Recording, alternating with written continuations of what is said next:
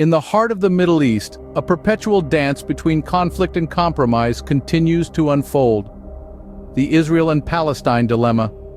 In this complex landscape, recent escalations have further intensified the already challenging situation.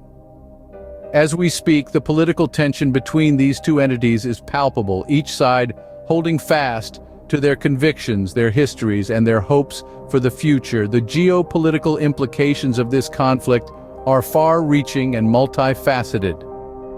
The international community in its varied forms responds in kind, with everything from diplomatic negotiations to humanitarian aid. Yet the path to peace remains elusive.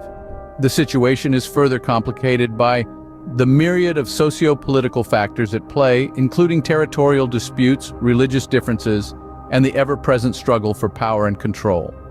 This conflict is not confined to the geographical boundaries of Israel and Palestine.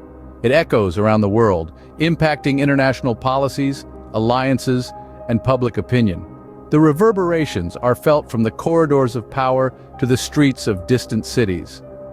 As two nations continue to grapple with their histories, the world watches on, hoping for a resolution. But the conflict is not confined to the borders of these nations.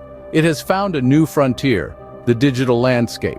This is a realm where everyone with an internet connection can become a broadcaster of information and misinformation. Social media platforms and online forums play a colossal role in shaping public opinion about the Israel-Palestine conflict. Yet the sheer volume of content being shared makes it a daunting task to separate the wheat from the chaff. Amid the flurry of posts, tweets, and shares, misinformation spreads like wildfire. A false claim here, a doctored image there, and suddenly, a skewed narrative takes root. Online moderation, the process of monitoring and managing content, is often seen as the panacea for this problem. But the reality is, it often falls short, especially during times of conflict. To illustrate, consider a post that falsely accuses one side of an atrocity.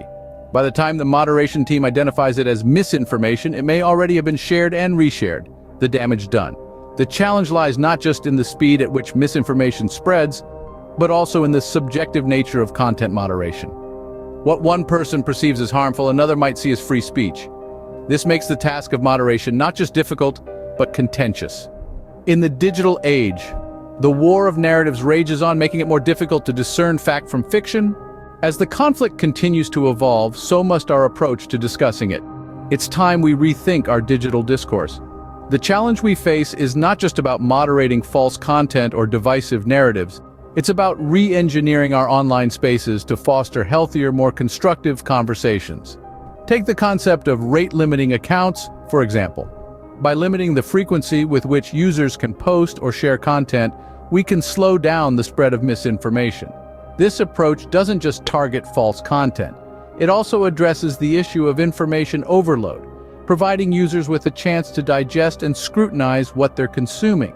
Then there's the idea of removing engagement incentives.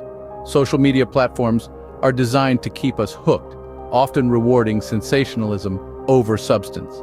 By eliminating these rewards, we can discourage the spread of harmful content and encourage more thoughtful dialogue. But perhaps the most crucial shift needed is in the design of our digital platforms. We need online spaces that discourage the dissemination of divisive content and promote mutual understanding. Imagine a platform that prioritizes content based on its credibility, or one that facilitates genuine dialogue between conflicting parties. These aren't mere fantasies, they are achievable realities. In the search for peace, we must also search for truth.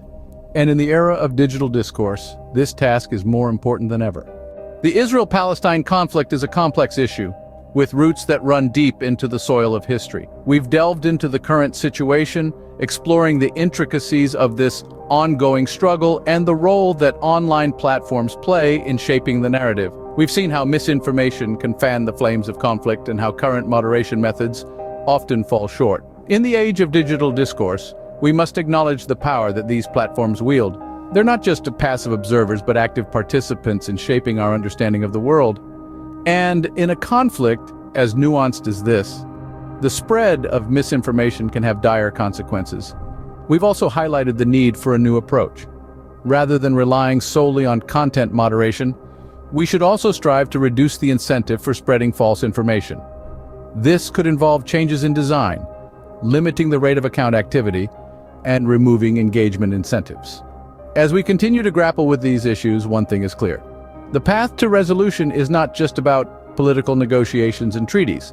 It's also about the commitment to truth in our online interactions.